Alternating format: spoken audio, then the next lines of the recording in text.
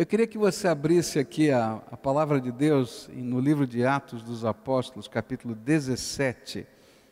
E eu queria estudar com você a partir do verso 10 até o verso 15. Logo que anoiteceu, os irmãos enviaram Paulo e Silas para Bereia. Chegando ali, eles foram à sinagoga judaica.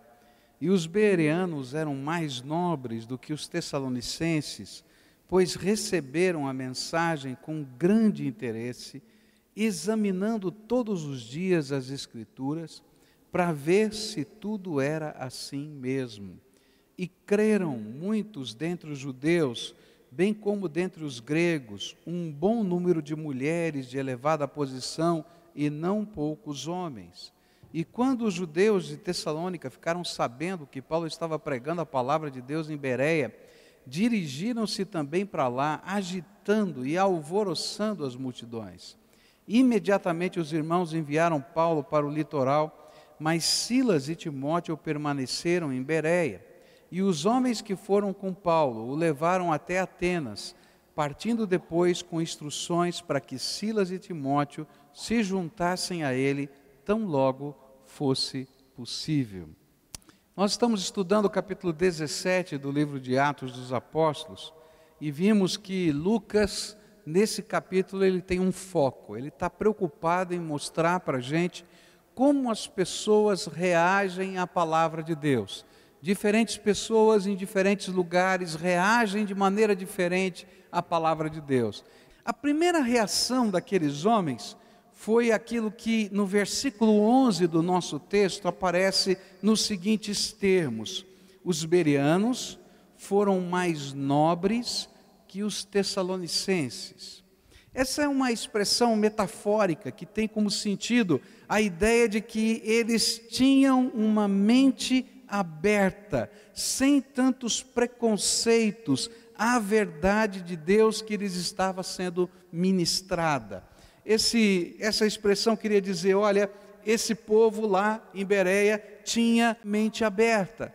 Eles podiam ouvir coisas diferentes e podiam parar para pensar e avaliar sem que isso virasse uma guerra dentro do contexto das pessoas. Como nós somos tentados a olhar a vida e a interpretar as palavras, tanto das pessoas como de Deus, à luz daquilo que está dentro da nossa mente. Um dos grandes problemas, porque às vezes a gente tem conflitos entre pessoas, é aquilo que a gente carrega dentro da mente da gente e do coração da gente. A gente pode interpretar as coisas que estão acontecendo à luz daquilo que a gente traz dentro da gente. Eu posso olhar para alguém e porque alguém franziu a testa, por exemplo, achar que ele está bravo comigo. Não é verdade isso? Mas por que você acha que essa pessoa está brava com você? Ele franziu a testa. Às vezes ele franziu a testa porque está com uma coceira. Você já parou para pensar? Né? Mas ele franziu a testa. E aí eu tenho um referencial aqui dentro da minha mente de que franzir a testa é não gostar de alguém. E eu começo a interpretar a vida à luz do que está dentro da minha história, do meu coração. Às vezes, por exemplo, o tom da voz. Está certo que o tom da voz pode transmitir alguma coisa, mas às vezes o tom da voz está conectado com alguma história do meu passado, com alguém significativo da minha vida, que quando usava aquele tom, ou quando usava aquele tipo de palavra, tinha um significado, e para mim então agora virou uma lei universal. Todas as pessoas têm essa mesma postura que aquela pessoa significativa do passado. O que Paulo está dizendo é que quando a nossa mente está fechada, ou seja, quando nós estamos tão vinculados às coisas da nossa história, muitas vezes nós temos dificuldades de poder aprender coisas novas. E Paulo está dizendo, olha, havia uma grande diferença entre o povo da cidade de Bereia e o povo da cidade de Tessalônica. Estes podiam ouvir a palavra de Deus sem que uma barreira tremenda e inicial estivesse colocada diante deles. simplesmente porque a mente e o coração deles estavam abertos. Eles podiam ouvir, pensar, meditar, eles podiam tomar decisões sem que os preconceitos, os paradigmas anteriores da sua vida estivessem entrando em convulsão. Toda vez que Deus fala conosco, alguma coisa tremenda vai acontecer. Deus quer colocar diante de nós uma mudança de paradigmas. E toda vez que Ele fala, Ele confronta alguns paradigmas da nossa vida.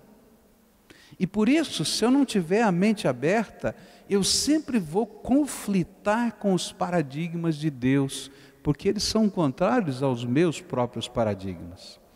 Você já deve ter assistido esses filmes de treinamento, né? E nesses filmes de treinamento tem muita coisa falando sobre paradigmas hoje. E uma das coisas que mais me impressionou assistindo um desses filmes de treinamento foi a história do relógio a quartz. A história do relógio a quartz é uma coisa tremenda, porque o relógio a quartz destruiu a maior indústria de relógios do mundo até então, que era a indústria suíça. Quando se falava de um relógio bom, você dizia, esse aqui é um relógio suíço, não é? Mas quando entrou o relógio, a pilha, esse que a gente está usando, que tem uma pilhazinha dentro e funciona com um cristal de quartzo que faz a medida do tempo, esse reloginho, ele foi inventado pela indústria suíça. Você sabia disso? Eles inventaram esse relógio lá nas oficinas da indústria suíça.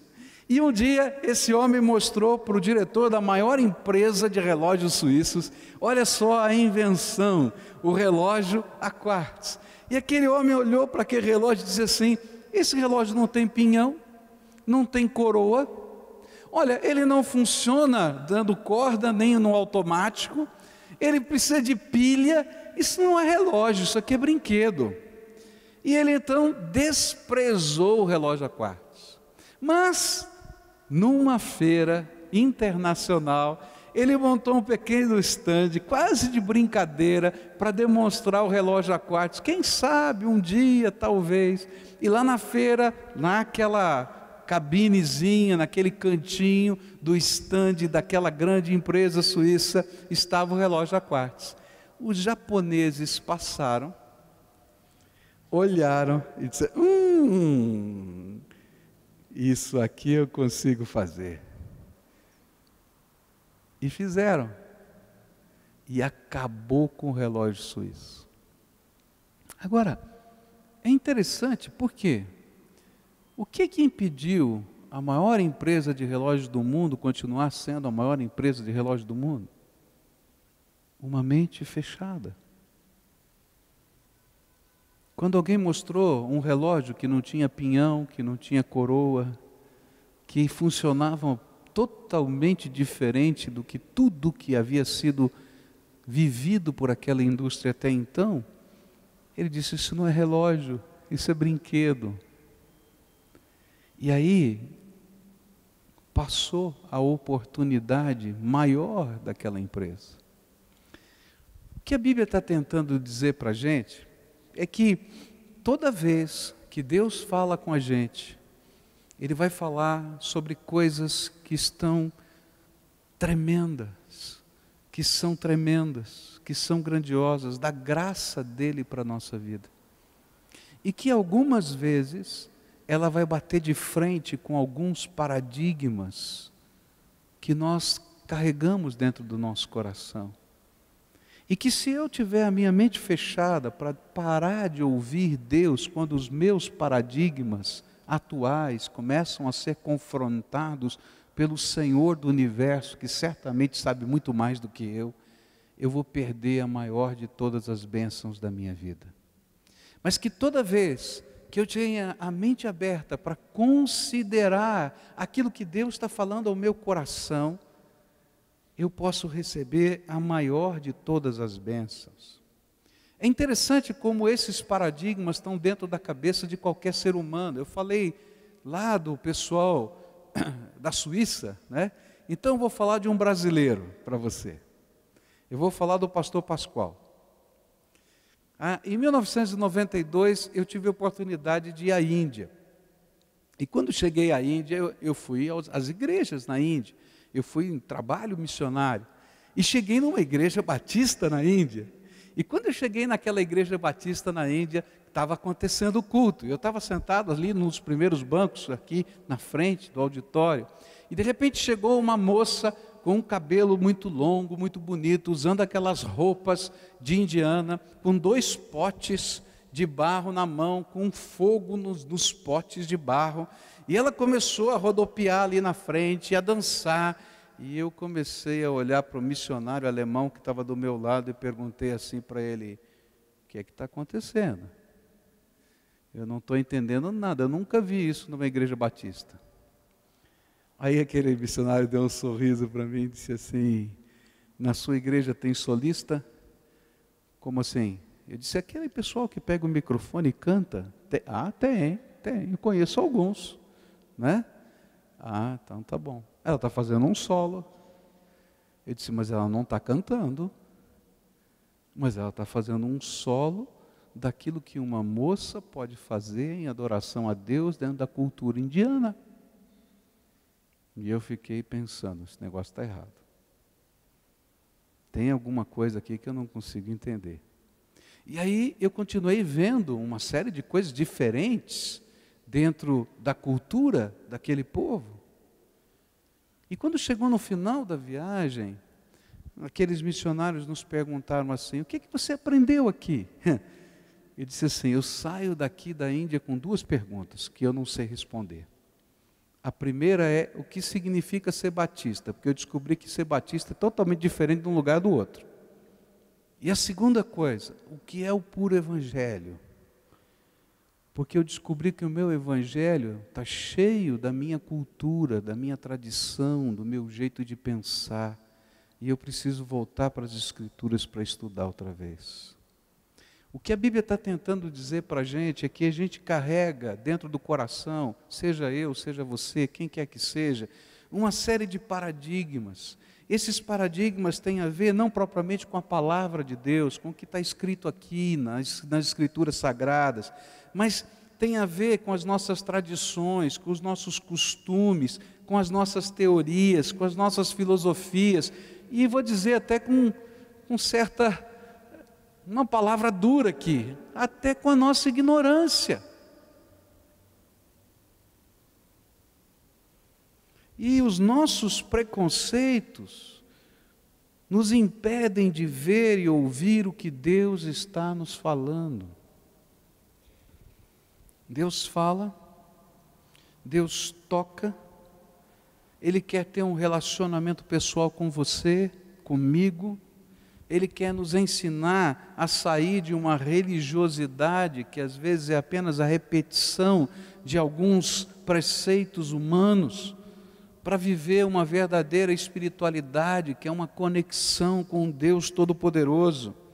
Mas para isso poder acontecer, a tua mente tem que estar aberta, o seu coração tem que estar aberto, para que aquilo que Deus vai falar e que às vezes vai bater de frente com algumas dessas coisas tão arraigadas, possam ser consideradas à luz da verdade das Escrituras. Porque às vezes a gente nem sabe o porquê está fazendo algumas coisas. Como aquela história que você já deve ter ouvido também em filmes de treinamento, né? Daquela senhora jovem que está cozinhando, não é? E ela então descobriu que para assar, não é, um pedaço de carne, como é que chama? Posta branca, não é isso? Aquele pedaço de carne que a gente assa? É posta branca? E lá em São Paulo é largato, né? Então ela descobriu, porque a sua mãe ensinou assim, que ela precisava cortar a ponta da esquerda e a ponta da direita. Então ela temperava a carne, cortava a ponta da esquerda, a ponta da direita, e só aquele pedaço, sem as pontas, ela colocava na assadeira e punha no forno. E um dia o marido dela disse para ela assim: mas por que você corta a ponta da direita e a ponta da esquerda? Eu disse: não sei, mas a minha mãe me ensinou a fazer assim e eu tenho feito assim. mas eu não entendo por que você corta aqui, não é a mesma carne, por que não assa tudo? Não, mamãe ensinou assim, para ficar mais gostoso. Mas por quê? Qual é a razão? E ela ficou com esse negócio na cabeça, ligou para a mãe e disse: mamãe, por que a senhora corta a ponta da direita e a ponta da esquerda? A senhora me ensinou quando assar o largato ou a posta branca, cortar a ponta da direita, a ponta da esquerda. Ela disse: eu não sei, a vovó é que fazia assim. E ela me ensinou a fazer assim, cortar a ponta da esquerda, cortar a ponta da direita. Aí a mamãe ficou preocupada com aquilo e ligou para a vovó. E disse: vovó, mamãe, né, por que a senhora cortava? Eu ensinei a minha filha. Eu falei: minha filha, naquele tempo a nossa assadeira era pequena, não cabia, então eu sempre cortei.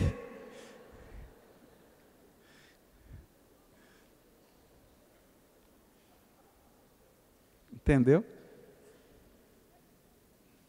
Às vezes a gente nem sabe por que, em termos espirituais, a gente faz algumas coisas. E o que os bereanos vão nos ensinar é que eu preciso voltar para a palavra de Deus e aprender aqui a viver uma fé que às vezes vai de encontro a paradigmas que foram construídos ao longo da minha existência, através de gerações, mas que não tem nada a ver com as Escrituras Sagradas. A segunda reação interessante que os bereanos vão nos ensinar aqui, eles viveram um processo de introspecção. Diz assim o versículo 11: os bereanos eram mais nobres do que os tessalonicenses, pois receberam a mensagem com grande interesse, examinando todos os dias as Escrituras para ver se tudo era assim mesmo. Eu chamo isso de atitude de introspecção. Lucas afirma que eles ouviram a palavra com a mente aberta, mas examinaram as Escrituras para ver se o que estavam ouvindo era coerente com a palavra de Deus.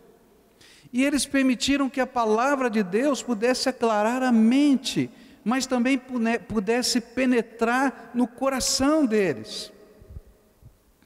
Agostinho, um dos pais apostólicos, ele afirmava que há um período na nossa caminhada de fé que ele chamava de angústia espiritual. Toda vez que você começa a se confrontar com a palavra de Deus, e a palavra de Deus começa a mexer com os seus paradigmas, e você tem que descobrir o porquê que você cortou a pontinha da carne do lado do outro, você entra em angústia. Por que eu estou fazendo isso? Qual é o sentido disso? Qual é o propósito? E Agostinho dizia que esse é um período de bênção na nossa vida, porque nós estamos permitindo que a palavra de Deus possa incomodar a nossa alma, e a gente descobrir os caminhos do Senhor através da palavra de Deus. Esse é o período de sede, de conhecer a verdade, é o período de construir valores que não são mais valores de uma sociedade ou de um grupo de pessoas, mas passam a ser os meus valores, porque eu creio. É um período de dúvidas, mas santas dúvidas, porque através dessas dúvidas nós ansiamos por respostas que possam trazer paz para a nossa alma. E se eu nunca tiver uma dúvida espiritual, como é que eu vou poder caminhar na palavra? Eu não entendo isso. Eu tenho que olhar para a palavra e dizer: Senhor, eu quero entender, me ajuda. Semeie a palavra de Deus no seu coração, para que ela te dê convicções. E aí, se chegar um momento que você vai ter que tomar uma decisão, por exemplo, como o batismo, isso não é uma imposição. Eu leio na palavra, eu entendo o que Jesus falou, eu compreendo a razão, aí eu vou dizer: bom, eu vou pedir meu batismo. Vai dizer: mas como? Olha, de que jeito? Não, eu tenho convicção, eu li na palavra, eu estudei, a Bíblia diz isso, isso e isso, eu vou fazer assim. Se você vai ter que mudar alguma coisa na tua vida, que a Bíblia diz que é pecado, você não vai mudar porque alguém está mandando você mudar, ou porque o seu grupo religioso está falando isso ou aquilo. Você vai abrir a palavra de Deus, você vai confrontar essa palavra com a tua vida, é um novo paradigma. E você vai chegar à decisão, olha, eu vou tomar aquela atitude. Todo mundo à sua volta vai dizer, você é maluco, não vai dar certo, não vai funcionar. Você vai dizer, não, eu conheço Deus que me ensinou isso. E eu vou fazer o que está na palavra. E as decisões vão sendo tomadas. Não porque a gente está vivendo um impulso, mas porque eu tenho convicções. E aí é diferente, queridos. Eu posso responder para qualquer um a razão da minha esperança em Cristo Jesus. Eu talvez não consiga responder como os milagres acontecem. Eles são milagres. Mas eu posso dizer por que eles acontecem. Porque tem um Deus Todo-Poderoso agindo nessa terra. A terceira e última coisa que esse texto me ensina tem a ver com fé. Por isso, a fé, ela passa a ser uma experiência pessoal com Deus, uma convicção firmada na palavra de Deus, um compromisso com Deus e com o seu povo. E esse é o tipo de fé que Deus espera que ocorra nos nossos corações. Uma fé que pode aprender a lidar com o sim e com o não de Deus em nossas vidas. Quando a gente vive uma fé que é pura magia, a gente não consegue lidar com o não de Deus. O que você vai pensar? Se você é um mágico, se você está usando a fé como magia, você pensa mais ou menos assim: eu não aprendi a técnica direito.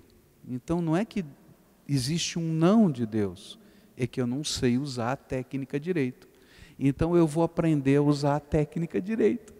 E se eu não sei usar a técnica direito, eu vou convidar um mago ou um mágico mais poderoso do que eu, que sabe usar a técnica melhor do que eu, para me ajudar. Agora, se eu tenho uma fé, que eu conheço o Senhor Todo-Poderoso, e eu tenho intimidade com Ele, quando Ele diz sim, eu sei que é bênção. E se Ele disser não? Eu sei que é bênção. E a minha alma tem paz, porque eu estou com a minha vida descansada no poder do Todo-Poderoso, que é o meu Pai. Eu talvez não entenda todas as coisas, porque eu não tenho todos os elementos que Ele tem para tomar uma decisão, porque Ele é onisciente, onipresente, todo-poderoso, e eu sou só humano, mas eu conheço tanto esse Deus, eu sei quem Ele é, que eu posso ter paz no meu coração, no sim e no não de Deus. Mas se eu tenho uma fé mágica, eu vou procurar o próximo mago, e aí eu vou dar trombada com a vida, queridos. Mas se eu tenho uma fé consciente, firmada na palavra, e firmada numa experiência pessoal com o Senhor, eu posso responder à razão da minha esperança, mesmo quando Deus diz não. Sabe por quê? Porque eu começo a entender a vida com outros olhos. Eu começo a entender a vida sobre a ótica de Deus. Quem vive uma fé mágica só consegue entender a vida com os olhos do hoje e do agora.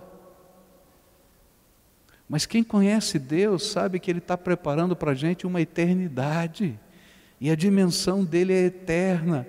E a ótica das decisões dEle vão além do tempo, vão para a eternidade. E Ele tem um propósito eterno e abençoador para a minha vida. E eu posso descansar nos seus braços. Quem sabe hoje você chegou aqui com a mente fechada. E tem um monte de coisa que você não sabe explicar. Você está que nem aquela moça que não sabe por que corta os pedaços da carne. E hoje o Espírito Santo simplesmente colocou um ponto de interrogação no teu coração. Disse assim: escuta, você não quer abrir a tua mente, o teu coração, para que eu comece a mostrar coisas novas para você? E quem sabe você está nessa fase. Esse é o único passo que você pode dar. Mas se você der, você abre a porta da tua mente, do teu coração para o próximo passo. Porque a fé é um processo santo de Deus na nossa vida. Tem algumas pessoas que já fizeram isso. Senhor, eu estou aprendendo, mas eu confesso ao Senhor que eu não tenho buscado na tua palavra a razão da minha esperança. Eu até sei que preciso disso, mas eu tenho sido meio displicente. Mas eu queria, Senhor, firmar um pacto contigo, de começar a me aprofundar na tua palavra, porque eu quero sair, Senhor, de um estágio apenas do misticismo da fé, para crer nos milagres de Deus. Eu creio em tudo que Deus pode fazer. Mas para poder, Senhor, entender que o sim e o não do Senhor são bênção na minha vida. E eu quero aprender isso, eu não aprendi ainda. Tenho dificuldades. E eu quero, Senhor, firmar um pacto contigo de me aprofundar nas Escrituras Sagradas. Terceira coisa, quem sabe você já está aqui, é dizer: Senhor, eu quero me comprometer com o Senhor, com o teu povo e com a tua palavra por toda a minha vida.